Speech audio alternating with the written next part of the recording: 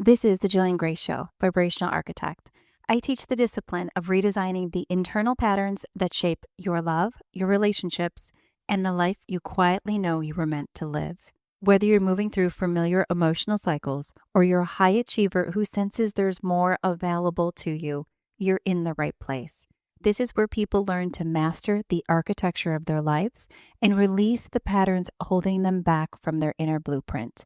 Each episode ends with a guided transmission to anchor the vibration we're working with so you can fully step into becoming the architect of your own life. Join me, Jillian Greyse, as we pull back the layers and rebuild the vibration you were always meant to live from. Hello, everyone, and welcome back to the Jillian Greyse Show. Today, we are talking about something that quietly shapes every part of your life, your decisions, your boundaries, your relationships, and your direction and your identity. And that is self-trust. Not the kind of trust that you try to talk yourself into, not the kind of trust that you write in a journal, not the kind of trust that you think your way through. I'm talking about the kind of self-trust that lives in your body, the kind that shows up as a pull, a knowing, a sense, a shift, a yes or a no.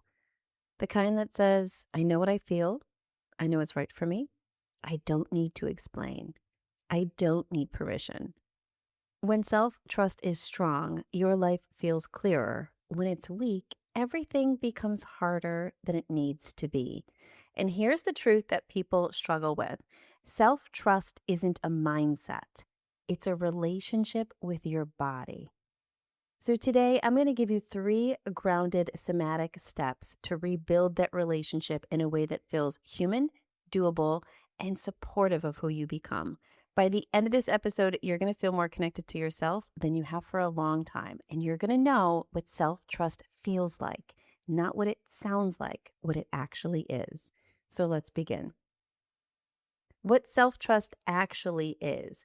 Self-trust is the ability to feel what's true for you, to hear your own signals, to stay connected to yourself, and to act from that place, even when your mind is scared, even when others disagree, even when the path is not fully clear. Self-trust isn't loud, it isn't dramatic, it isn't forceful. It's quiet, it's steady, and it's embodied. It's the moment you feel a pull and you follow it. It's the moment you feel a no and you honor it. It's the moment you feel discomfort and you don't abandon yourself. Self-trust is a relationship between you and your inner signals.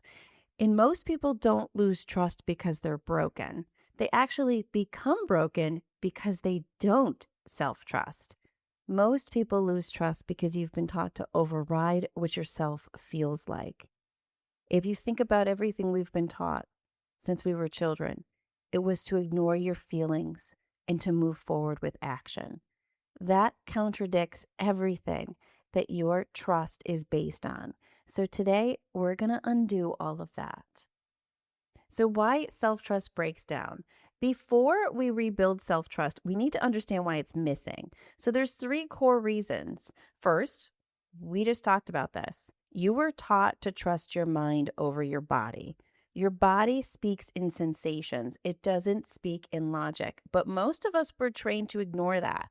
Most of us were trained to center all of our emotional base on logic only. You were also taught to prioritize others' comfort over your own truth. This teaches your system that your needs are negotiable. Not only that, they're not important. They're not in the forefront. And last, and most importantly, you were taught to fear being wrong. So you hesitate, you overthink, you second guess, you disconnect from yourself. Self-trust is not something you learn, it's something you rebuild. And today, we're going to rebuild it step by step. So here are the 3 steps to rebuild that self-trust in your body. First step, somatic truth, learning the difference between fear and knowing. This is the foundation. If you can't feel the difference between fear and truth, then you are always going to second guess yourself. So let's break this down. Fear contracts, truth steadies. Fear tightens, truth softens. Fear spirals, truth grounds. Fear is loud, truth is quiet. Fear demands urgency, and truth gives space. Your body has a signature for truth. For many people, truth feels like warmth. It feels like openness. It feels like a grounded heaviness. It feels like a quiet yes or a sensation of, this fits. Fear feels like a tightening, a buzzing, an urgency, a pressure, a chaos emotion. So let's do a quick somatic check-in. I want you to place your hand on your chest and take a slow, deep breath in and ask your body, what does truth look like for me? Don't think, just feel. Now I want you to ask yourself, what does fear look like for me? Feel the difference. This is the beginning of self-trust. It's learning your body's language because your body never lies. Your mind does, your conditioning does, and your fear does. But your body, never. It doesn't know how. Step 2, your internal boundaries. Stop handing your power to other people's opinions. We are all guilty of this. And this is where most people lose self-trust. Self-trust collapses when you outsource your truth to other people's reactions, other people's expectations, other people's comfort, other people's approval. Every time you ask someone what you should do, every time you pull your friends, every time you wait for permission, every time you shrink your truth to avoid conflict, you teach your system, my truth doesn't matter. Internal boundaries are not about keeping people out. They're about keeping yourself in. So here is the truth. You can't rebuild self-truth if you're constantly scanning the room for validation. So the first step in this boundary practice is the pause. Before you ask anyone else's advice, ask your body first. See how that feels. The second step is to hold in that space. When you feel the truth rise, don't share it immediately. Hold it. Let it settle before you expose it to others. And the third practice is to be non-negotiable. When your body says no, you stop explaining, you stop justifying, you stop apologizing. Your no is a complete sentence. Get used to it, get comfortable with it, and allow it in. Your internal boundaries are how you stay loyal to yourself. Okay, so step 3 is all about microalignment, taking small actions to prove you can trust yourself. This is where self-trust becomes embodied. So not only are you going to stop sharing every decision you make with everyone around you to grab their opinion, not only are you going to stop ignoring the way your body feels and the reactions it has when you're presented with something, you're going to step back and you're going to take small actions to prove to yourself that you can trust yourself, because this is where that embodiment really starts to pull in. You don't rebuild trust through big leaps. You rebuild it through micro alignments. So when you're bridging that gap between your mind being the major decision maker to allowing your body to have its say in the process, you have to create tiny actions that tell your body, I can hear you. I honor you. I follow you. When you do that, reactions that you have are going to become more predominant.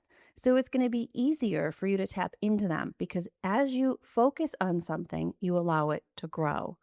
So some examples are, if you feel pulled to rest, rest. If you feel pulled to leave, leave. If you feel pulled to say no, say no.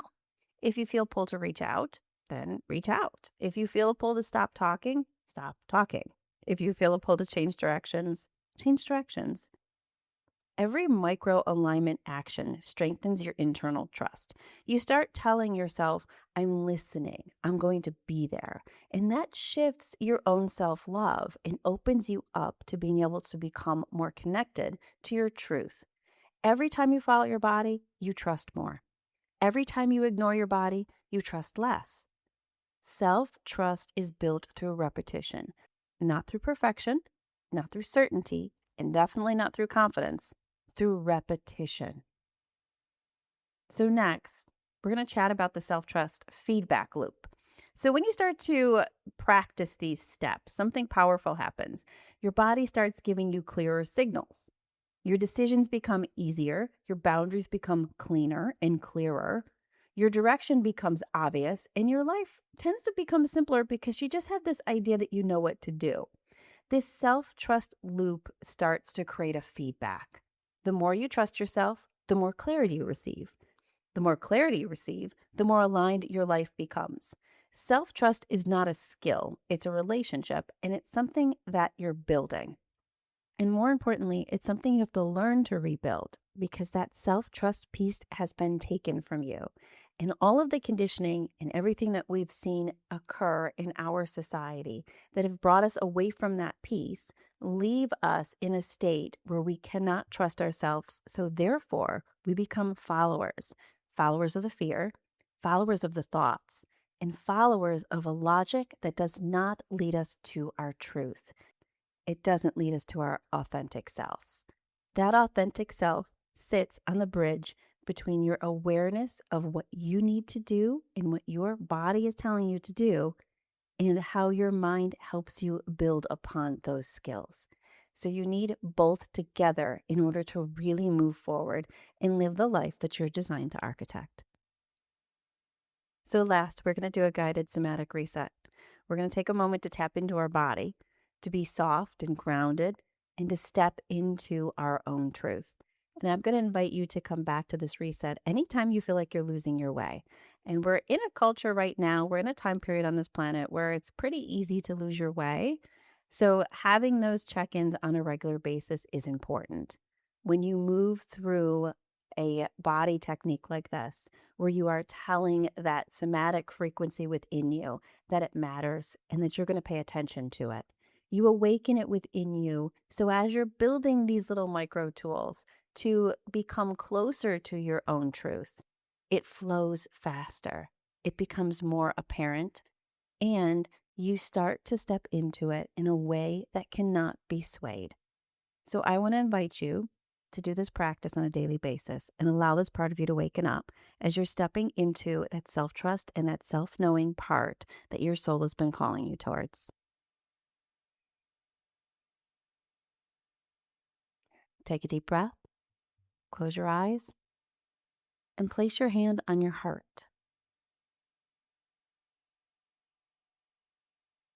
Feel your body. Feel the quiet intelligence inside of you. Let that sink in deeply.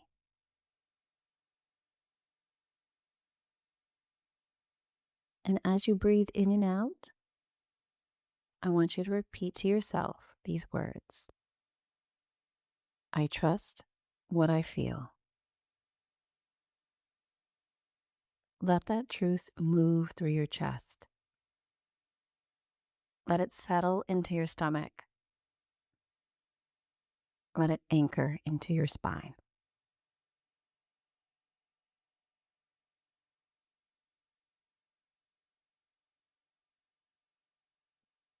Now imagine the version of you who trusts yourself fully. The version of you that doesn't second guess. It doesn't shrink. It doesn't abandon. See that part of you. Feel that part of you. Let that presence steady you.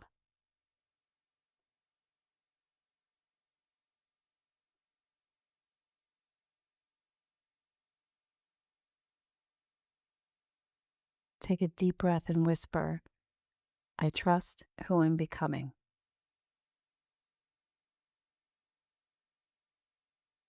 Let that truth vibrate through your entire system.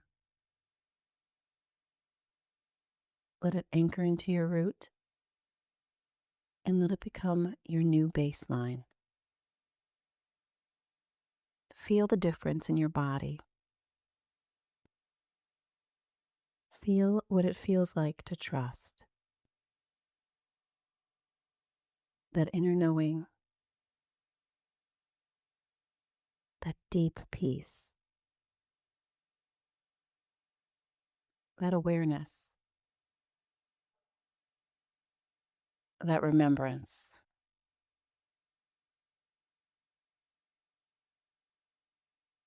That is where your truth sits.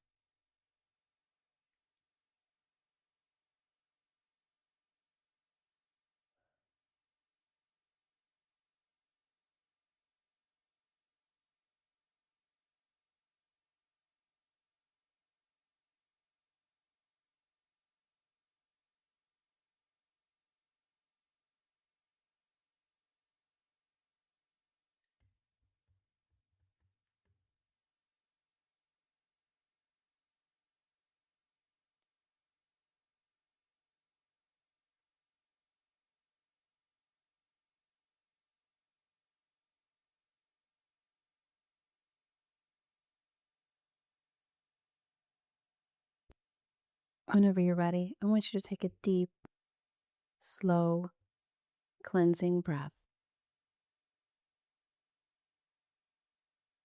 and breathe out as you invite your inner truth in and you release the noise.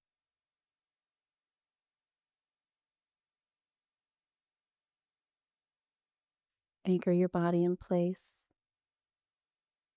Feel your hands and your feet. Come back to external awareness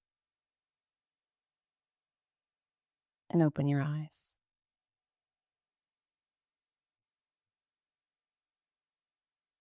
Thank you so much for being here with me today.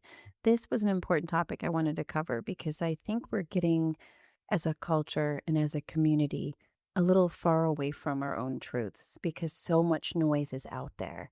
And that noise is designed to pull you away from that truth. So, being aware of how you center yourself, having the skills so that your own intuition can awaken, is going to be huge as we move through these next several months.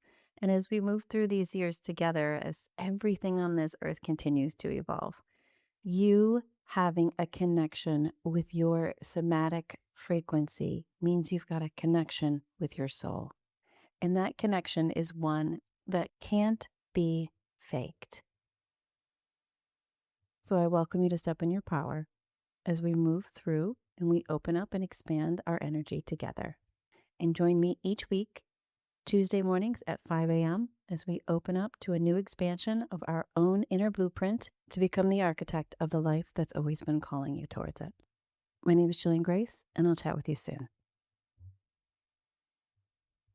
Let this episode settle into your system. And if someone in your life is moving through their own patterns or stepping into their next level, send this episode to them. The vibration you're integrating becomes stronger when it's shared. And if you feel called, liking the show or leaving a review helps this work to reach people who are meant to find it. I'm Jillian Greyse, and I'll meet you in the next episode as we keep rebuilding the blueprint that you were always meant to live from.